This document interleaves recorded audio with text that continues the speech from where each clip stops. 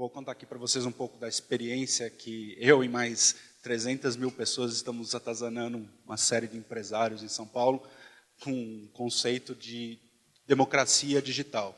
E eu acho que para começar essa história, para vocês entenderem do que se trata a democracia digital, então aqui uma explicação que veio da Wikipedia, mas basicamente a gente precisa entender que as narrativas no mundo digital mudaram. O que você escreveu ontem vai alterar o amanhã a partir de uma perspectiva que você coloca hoje.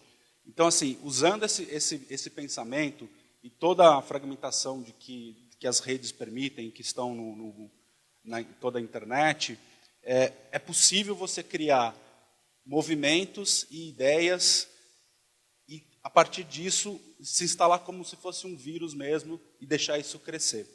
Então, assim, o que a gente criou com o Boicote SP tem muito a ver com, vou usar aqui um exemplo de música, que tem a ver com o que a gente acha que acontece,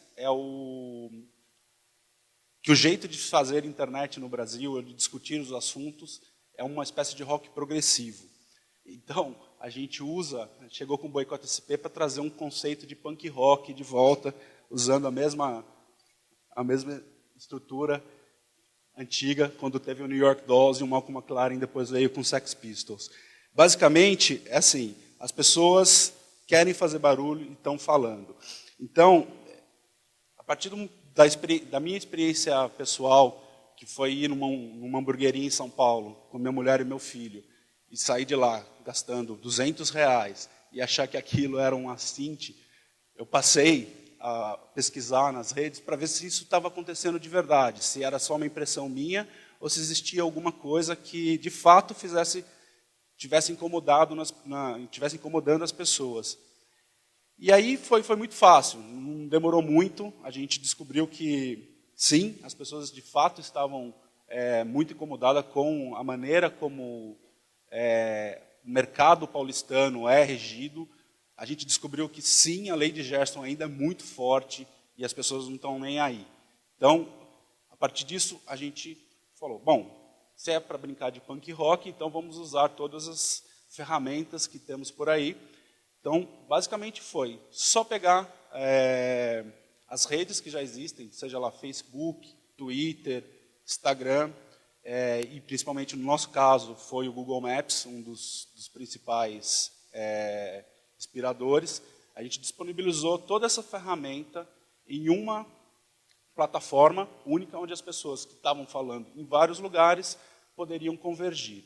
Então, assim, tudo que estava sendo dito fora virou nossa história. A gente começou a criar uma nova história e colocar esse elemento de democracia digital, que é trazer todo mundo para falar sobre as coisas. Então, quando a gente lançou o Boicote SP em abril, foi muito engraçado, porque quando a gente só colocou no ar e fez basicamente um convite para amigos curtirem a página. E em 2 dias a gente já tinha mais de 20 mil pessoas acessando, e hoje a gente tem uma média mais ou menos de 400 mil pessoas, oscilando entre Facebook e o site, e 300 mil pessoas muito ativas. Então, assim, e todas falando e discutindo a situação de consumo na cidade de São Paulo, que foi basicamente a nossa primeira preocupação. Quando aconteceu o evento carne prensada de R$200, a gente decidiu, assim, está na hora do Brasil ou dos paulistanos pararem e pensar em consumo. Porque da mesma maneira que todo mundo fala sobre o país melhorou, as pessoas estão tendo acesso, o consumo feito na cidade de São Paulo é uma coisa velha. É um consumo de mais de 100 anos de história mundial que a gente já deveria ter lido, já deveria ter aprendido, que as coisas não se sustentam dessa maneira. Então, a partir dessa ideia de que, além de tentar entender por que a cidade de São Paulo é tão cara, a gente queria muito criar essa discussão sobre consumo. E a melhor maneira de fazer isso é com as pessoas participando. né? Não é só um jeito de eu falar e para as pessoas ouvirem e responderem. Não, todas elas participam ali. E eu acho que a grande brincadeira do Boicote SP, assim, em termos de experiência da democracia digital, é que a gente finalmente conseguiu trabalhar uma maneira que as pessoas não são anônimas. As pessoas, a gente brinca muito que ali não é sessão do Congresso, assim, não tem voto secreto, né? Todo mundo dá as caras, quem fala é responsável pelo que ele está falando, e você gera uma discussão a partir disso, porque você não permite que existam falcatruas ali no meio, porque a pessoa é responsável pelo que ela está falando. E isso leva rapidamente à autogestão da comunidade. Então, essa experiência da democracia digital leva na coordenação entre todos mesmo, assim, num exercício de democracia bem pura, assim, que a gente acredita. Porque, no final das contas, a pessoa vai lá, fala, reclama, mostra, tira foto, o outro vai e diz assim, oh, poxa, estava pensando em tal lugar, nesse lugar essa noite, não vou, ou vou trocar de lugar. Então, isso acaba por criar uma rede bem coesa, capaz de fazer coisas hoje. Por exemplo, nas últimas 3, 4 semanas, a gente tem reparado muito que os donos de estabelecimento em São Paulo estão vindo usando a grande imprensa para se defender das coisas que são faladas no Boicote SP, porque lá, enfim, lá eles conseguem, seja lá com os acordos que eles fazem, do jeito que eles fazem, expor assim, não, é tudo culpa do governo, é o custo Brasil, é não sei o quê, é não sei o quê, não sei o quê. Que essa própria rede, a rede que a gente criou, vai minando aos pouquinhos quando você descobre coisas, né, eu vou passar aqui uma amostra de coisas que a gente conseguiu. O que é um custo Brasil num xerox de R$30? O que justifica isso? Como é que uma padaria pode vender um refrigerante 2 litros por R$18? Na verdade, a gente já recebeu um outro de 22 agora, que aumentou, tá caro São Paulo. E, enfim, algodão doce, pipoca, 40. Então, assim, isso é tudo fruto dessa insatisfação das pessoas. Elas estão trazendo esses dados para a gente e colocando para todo mundo ver, né? Inclusive, assim, essa experiência do Boicote SP teve um episódio interessante, quando o Olivier Inquier acusou a gente de ser neoterroristas, porque ele pode fritar um ovo de R$200 e as pessoas não têm direito de questionar porque ele está cobrando R$200. Então, assim, porque ele tem a grife, ele é o cara, então ele cobra R$200. Mas vocês não podem reclamar disso. Em geral, essa é a tese para justificar os preços altos na cidade de São Paulo. E o que a gente entendeu e conseguiu fazer, né, o projeto nasceu em abril, então tem quase 4 meses a completar, é que, de fato, é possível você ter uma ideia de construir uma cidade melhor ou pensar numa cidade melhor e usar e trazer as pessoas para participarem do projeto. E não precisa ser complexo, não precisa, de novo, volta na história assim, de brincar de punk rock, esquecer um pouco do rock progressivo.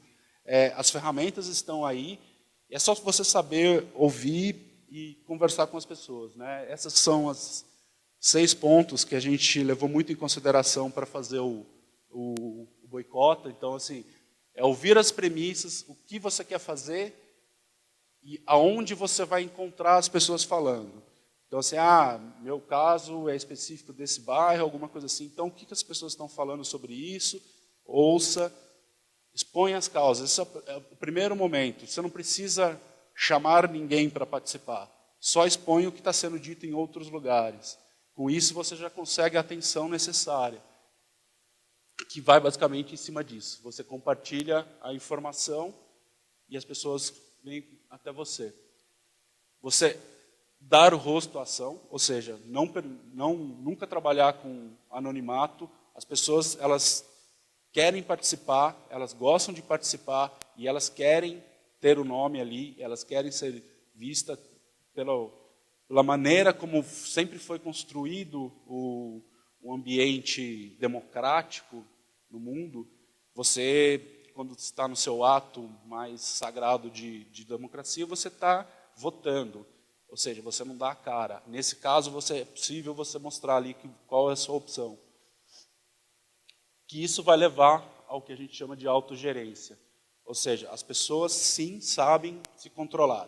Você vai encontrar muito troll, sim. Isso é um outro, depois eu falo sobre isso. Mas aos pouquinhos você vai criando pontos. Eu acho que a Wikipedia, por exemplo, é um exemplo muito forte disso, de como os gestores conseguem controlar toda a informação que tem ali sem que aquilo disperse demais. E por fim, isso é uma coisa muito importante. Quando a gente começou com o Boicota SP, o principal foco eram os restaurantes. E nesses 4 meses agora a gente está começando a perceber que isso está mudando. Assim. Tem talvez um pouco das mudanças que a gente conseguiu fazer. A gente já conseguiu que alguns estabelecimentos baixassem preços. Agora, o rumo que todo mundo está pedindo para ir é para cima dos estacionamentos.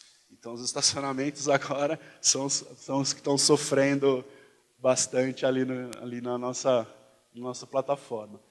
E aí, quando eu estava falando aqui uma questão importante, que faz parte dessa equação da democracia, né?